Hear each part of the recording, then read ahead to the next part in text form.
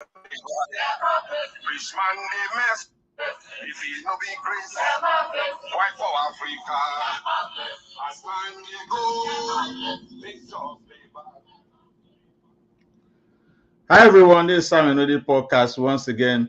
I'm bringing to your listening pleasure a wonderful and a hot topic everybody want to hear, and that's the just concluded Nigeria presidential election. We want to discuss the takeaways. After the presidential election, there have been a lot of skirmishes, the doubters. But again, I want to remind all our viewers that there's a winner, and that's BAT. Bola Ahmed Tinubu is the president-elect of Nigeria. Congratulations to him.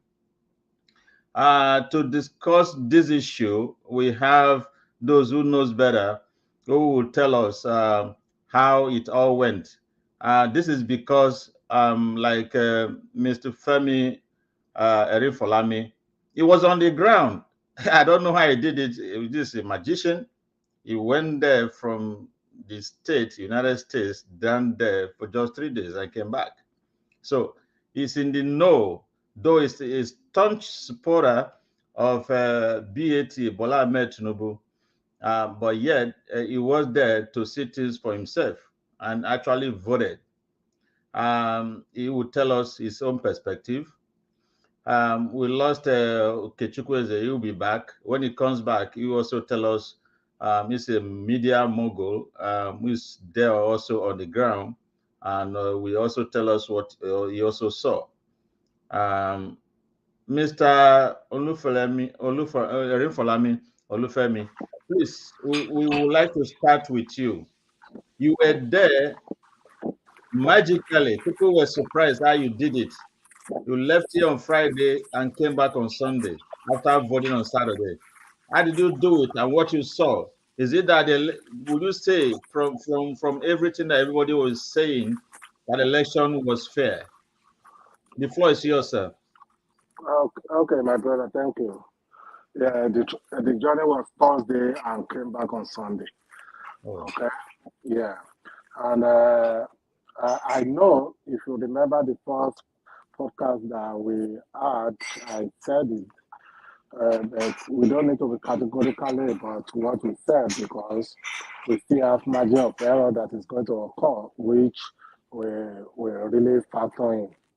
But the way things were going, I know that it is going to be tough for Atiku to be victorious because number one, the South and the Southeast is gone from PDP. Okay, and if you look at the history of that since 1999, the core voter for the PDP has always all of them they will be PDP. There's no way you can do. There's no magic, with the exception of Edo State, which is almost they are liberal. They either go here or there. They are liberal, just like part of Western states, with the exception of Lagos. That is not. We always go to APC. Every other one, you cannot predict it. But with this one, I know for sure when I started looking at it. I know Kwara State is certainly going to be for Tinubu. I go back to Kogi. I don't know what's transpired in Kogi. Actually, I don't know whether there's any rigging, but based on what we saw when there was a lady that claimed that the road to his village was cut off from the part of the state. You know, that one is not good enough and it's condemnable. But that being said, at the same time, the locality, I don't think the governor will move those people that are living there and go and dump them somewhere. The same people will still be in that community. There is no way we look at it. The only thing is maybe people traveling home to go and vote may spend a couple of hours before they get there. That's it. We see the same thing in Edo State. Edo State governor, after winning the second term, he makes sure that the APC that is controlling the house are not swearing up to now. You know, that's why when we look at the politicians, we outsider, that's why most time I normally say I don't believe in talk. Talk is cheap, very, very cheap. The actual performance is what I believe. I always ask for practical. Give me the practical. I don't believe my governor, Edo State governor, will do such a governor. I so much I like him when he was in private sector. I so much like him. I respect him. He's a successful businessman. But for him to be into politics and started all those things is something I can never think that will happen in this 21st century. My brother, welcome. I think it's here. I'm talking about what is going on in Edo State legislation where our governor refused to swear in the other party member for the past month. We know how good Governor Obaseki was when he was in private sector.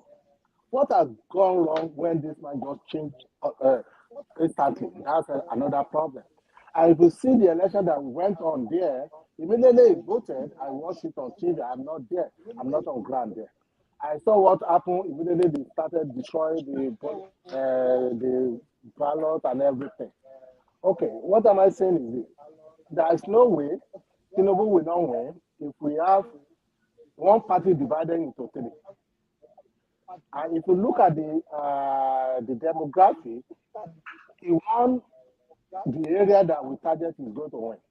Where we target that he may lose, and maybe margin of error, he lose, but he got a substantial vote from those places like Kaduna, like Kano, like what other places that he lost that we say, wow.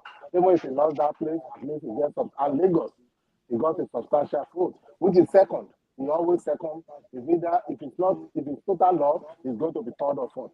But I don't even see where he fought. It's always 1, 2, 3. If it's going to win, it's going to win. If it's going to be second, it's going to be second, and the margin will be close. That's why we see Lagos is 10,000 less than 10,000 vote margin. I saw what is flying around. I don't normally believe on what is flying around. I saw the Okota that they were saying this. I don't believe on all those things. I only believe in practical. Okay, that's for me. We go to Osun State, we talk about Osun. I know Osun is going to be hard for him. Why? Because of the judgment. If the judgment go in favor of Adeleke, I know Osun will still vote for Tinubu. But because of that judgment, they were bitter. Because whatever that happened in Osun is always blame on Tinubu. Either he knows about it or not. I'm telling you, that's a fact. We remember in Edo State that time they say, I don't know the Lagos.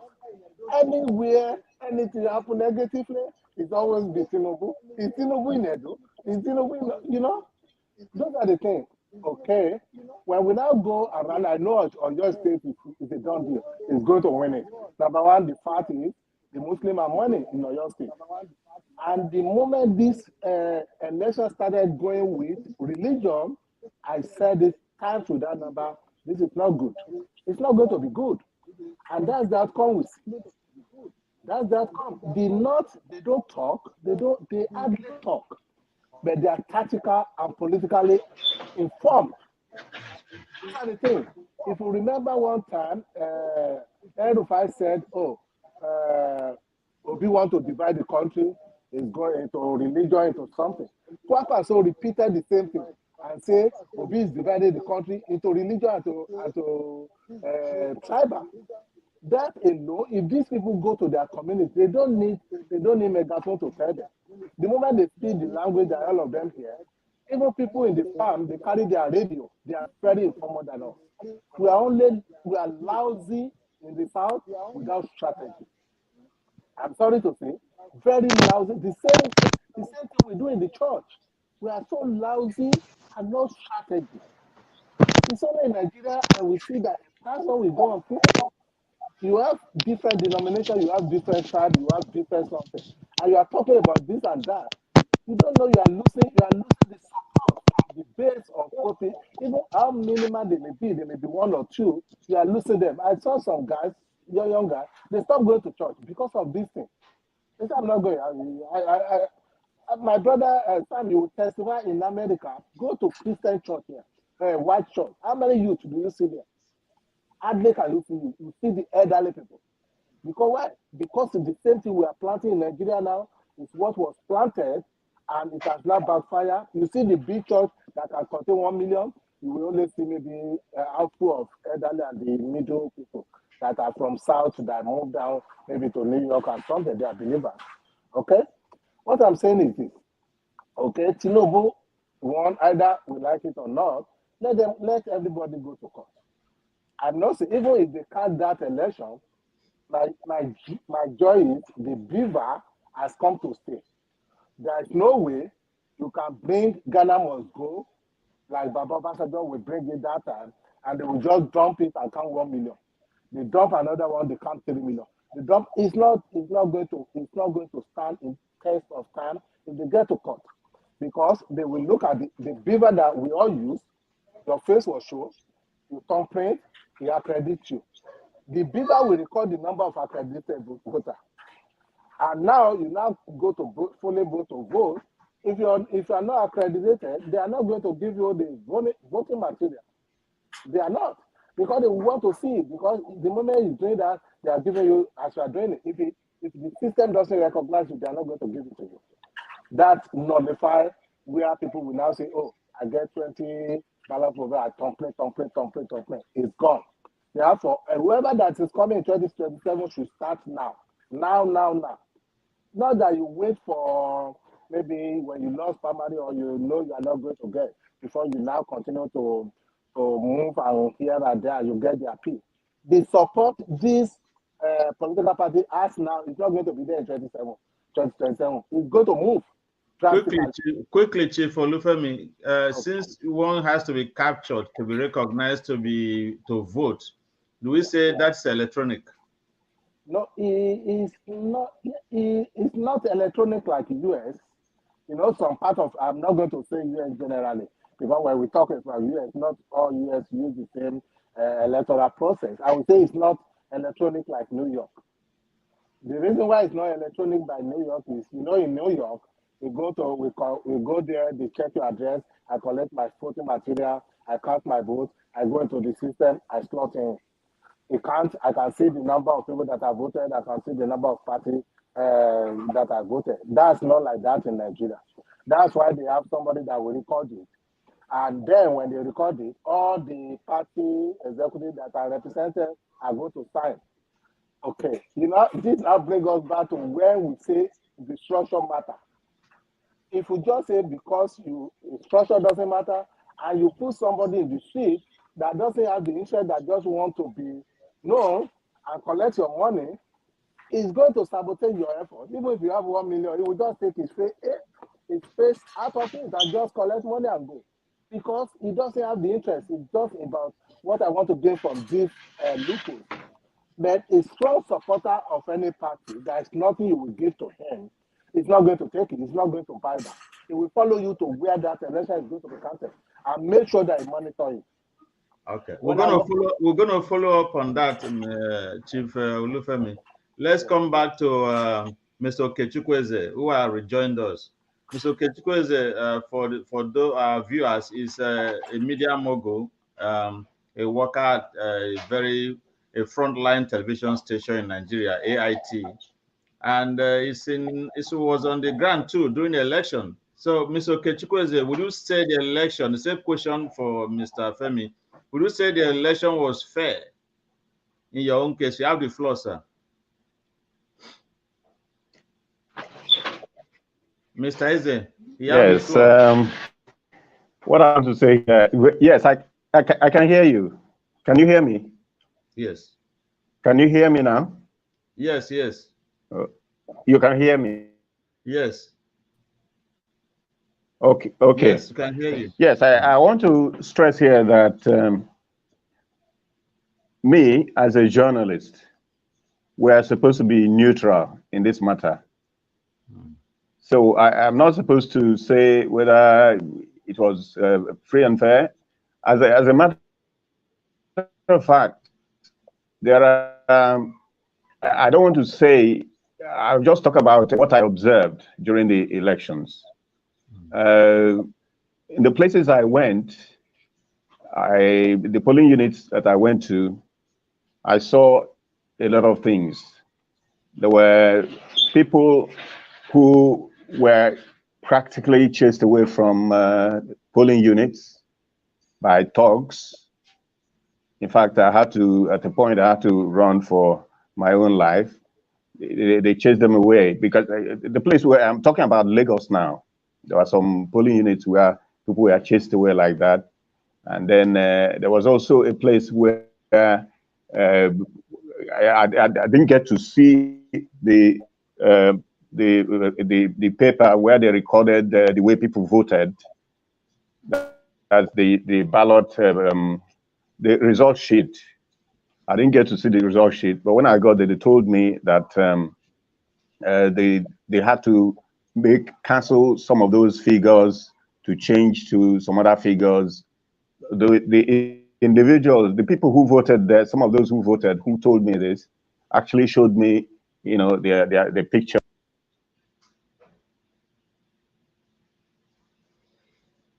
We lost Mr. Eze temporarily. Mr. Lufemi, are you there? I'm here. Yes. Until we get back, Mr. Eze, I heard a lot of things after the election. For the first time, I heard that INEC can make their own rule and stick to their own rule, which means INEC in that situation is almighty. Can we say that INEC is almighty, that they can flout the rules that were in the Constitution, because the Constitution allowed them to make their own rules, however they want it. Mr. Eze is back. Can you hear us?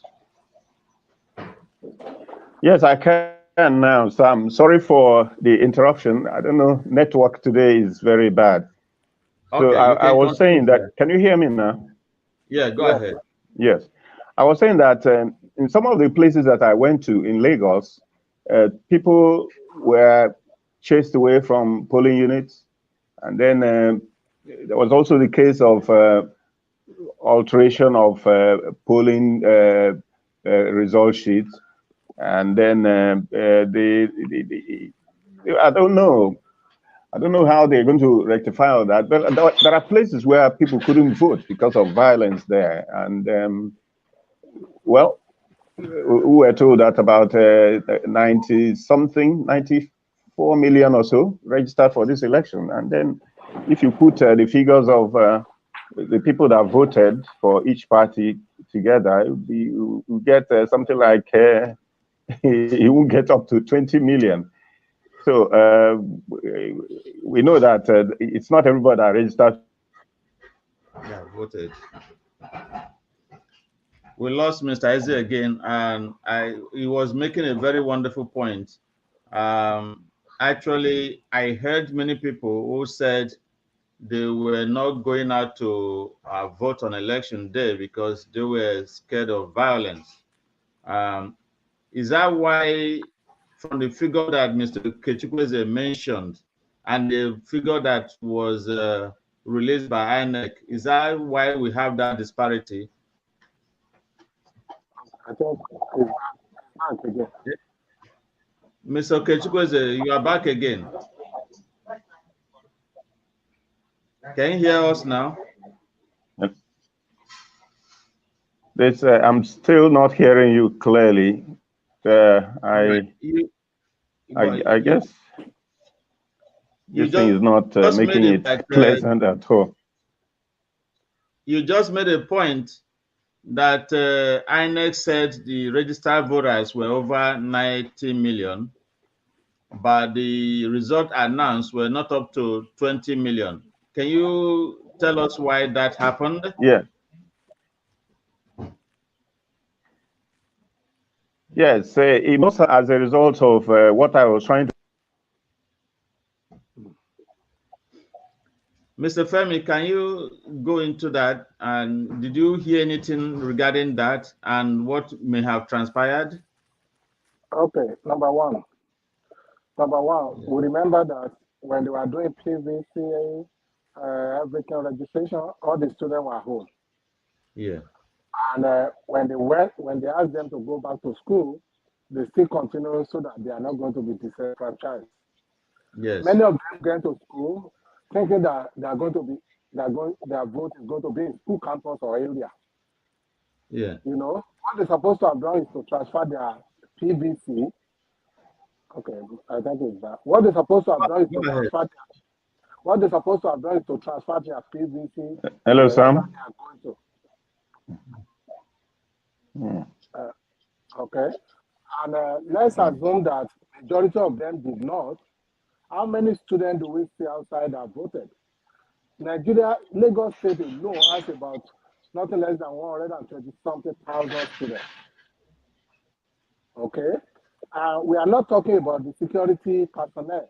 Nigeria Army and the Nigeria Police, do they vote? No. The electoral officer, do they vote? No. Thousands of people don't vote. And number two is this. What I know is this. Even the Kano, the Kaduna, that there's no riot.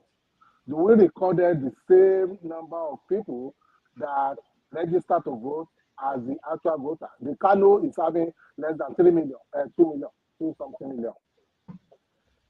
What all those things, the figure they are bringing out is multiple registration. People change and go and do another name, they use their middle name. I know all those things was going on during that because they don't know what Beaver is going to produce. Because all of them are doing it in anticipation that they will be able to use those PVC to cast their food. You understand? But when they now see the magic of Beaver, that there is no way I can be Olufemi, Erekolami, the same year, the same address, and at the same time I go another place and say I'm Matthew Erekolami, the same address, the same name, the same date of birth. The system, and with the same thumbprint, the same face share, the system is going to reject it.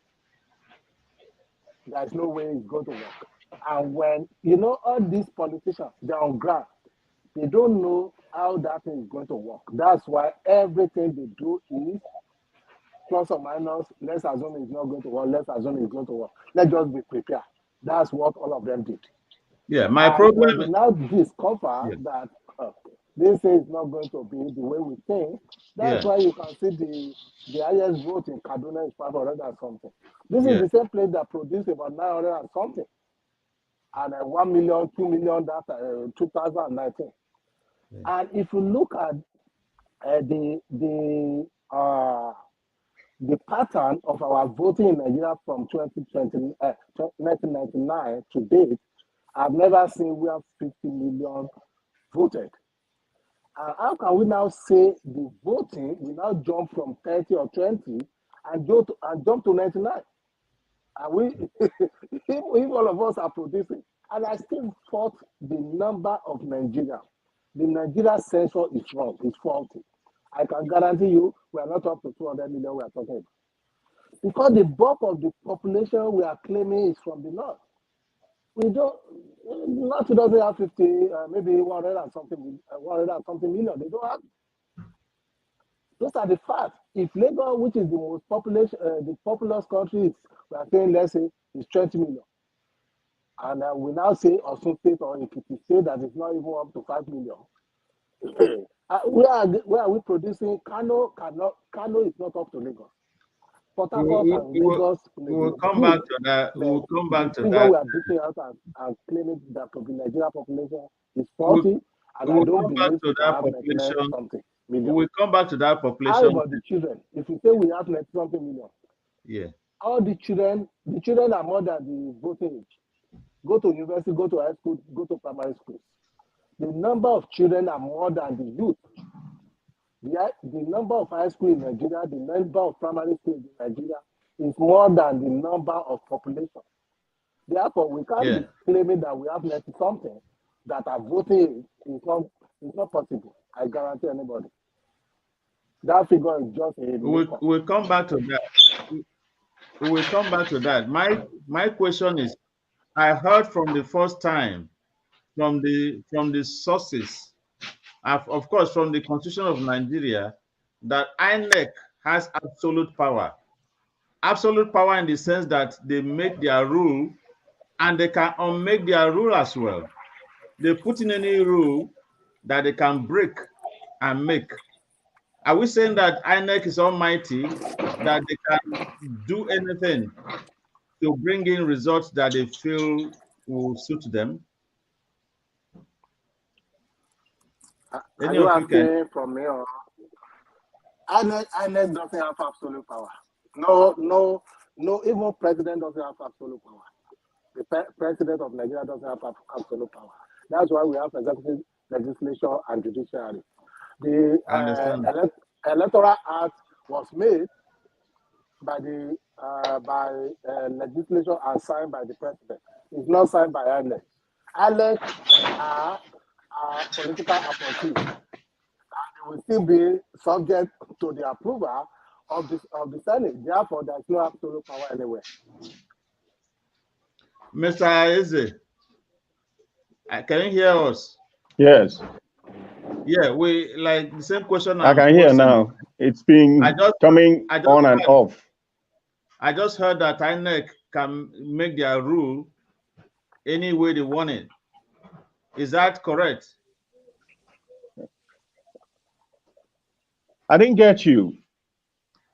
I heard that INEC in Nigeria, that is the National Electoral Commission, can make their rule any way they want it and execute it the way they want it. Is that correct? The audio is bad. Sam, I just heard INEC. The other things you said, I didn't get. Yeah, making their rules, whichever way they execute it, doesn't matter.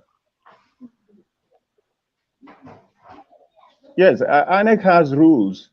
And apart from those rules, they're also operating with the Electoral Act. So those are the things guiding the operations of the Independent National Electoral Commission. And the organization is claiming that it has not, done anything that violates either their rules or the Electoral Act. So I overheard you saying that, asking rather, if INEC has absolute power. It does not have, and it cannot have, because in a democracy, you always have checks and balances. The president himself cannot claim to have absolute power, because you have other arms of government, that call him to order when they notice that he's going the wrong way. The same thing applies to the judiciary, the legislature, and when they make a law and it is signed by the president, they still refer to, for instance, if the president goes contrary to some rules or laws of the land, you will see, that's when you see some people going to court to say what the president has done is against the constitution or the laws of the land. And then they will, the courts will now examine the person's case to know whether it has merit or not. So no segment of the absolute power. Sam? Are we going to have the president-elect sworn in on May 29? With all the court cases that are going on right now, what do you see? Sorry? With the court cases going all around, audio for this thing is very, very bad. Sworn in. The president-elect is going to be sworn in on May 29, following all the court cases that are going on right now. Oh, I'm not getting you. I'm so sorry. I don't know where this is coming from. You say you can hear me clearly, but I can't hear you. May 29, with all the court cases that are going on right now. Yeah. The court cases the cases going on. Yeah, the cases are there, and everybody they have absolute they have the power to pursue to go to court and challenge, or electoral body to challenge whatever they think is has went wrong. But for us to now think maybe the only way that can make it possible is if we have accelerated judgment from electoral commission to this and to that and to Supreme Court. And I know the court in Nigeria, I know, because all hands are on Nigeria, international, local, everything. There is no judiciary that will try to trample onto this and make any pronouncement that is going to set the country ablaze. That one I'm sure. Because the same way it's going to go, if are we now saying they are going to declare Atiku as the winner, and you think the Tinubu supporter or Obi supporter will now say, oh, that's okay, or Kwakwaso supporter will say, okay, or we think Obi will be declared the winner, and the Atiku supporter and Tinubu and Kwakwaso will now say, it's okay, let's move ahead. It's not going to work. That's why what everybody fights for is just win the election. And let us decide. That's why all of them will struggle and campaign. If it is going to be court case, nobody is going to campaign because they know they can buy the judges or buy the something. And what you are saying about the court case is it depends on your lawyer too. The merit, what do they have? You know, in this lawyer Nigeria, we have hierarchy of lawyers. We have some lawyers that are even sound more than the judge, that the judge will tremble when they see them on the court. That's a fact. And those are the things that we see that's why we are still in the process of making Nigeria a good place, because judiciary, they are part of the process and the system. And in as much as they are corrupt and are fearful or intimidated by others, there is no way we can get the best justice. You can remember the Bayelsa State governor election, when a governor is preparing to be sworn in tomorrow, and the court judgment nullified that swearing on something that doesn't even have to do with the governor himself. It has to do with the VP. Who does that? Can America do something like that? It's going to be treated on a different way, because even as a matter of fact, there is no way you can go to court after America. There are something they don't do the moment election or campaign has started. They will say no, they don't want to jeopardize that election. If you remember during Larry, we had FBI brought some cases and everything about the server and everything. Some people kick against and say, why do you do this when the election is 3 weeks to the exam to this time? Because that thing has shown that you are partisan, and that's why a lot of things were going on that time. People say, no, you know what? We are not going to dive into this. Look at the Arizona governor election that we just concluded in May time. The lady approached the court.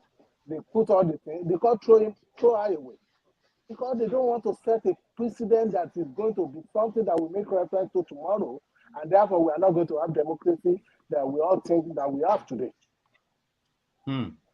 Mr. Eze, thank you so much, Mr.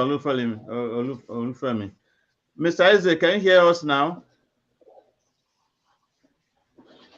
The whole thing is still muffled. The audio is very, very bad. I can even manage. I can just. We're talking about the court cases. Cases. Yes. Go ahead. The court cases, the ones filed by PDP and Labour Party. Yes, go ahead. Yes. Yes, the cases are there. They have not, tribunals have not actually started sitting, but the cases are there. And the Labour Party candidate is saying that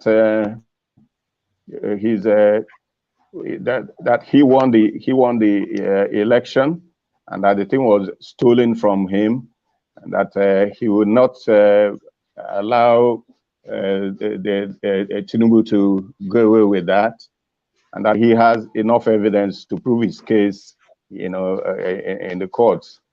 And then Article 2 is saying the same thing, that he has enough evidence to prove the case in court. And as I said earlier, the Labour Party and PDP have they filed petitions at the Presidential Election Tribunal, and both of them have obtained orders, ex parte orders, to interrogate INEC on how it handled the elections.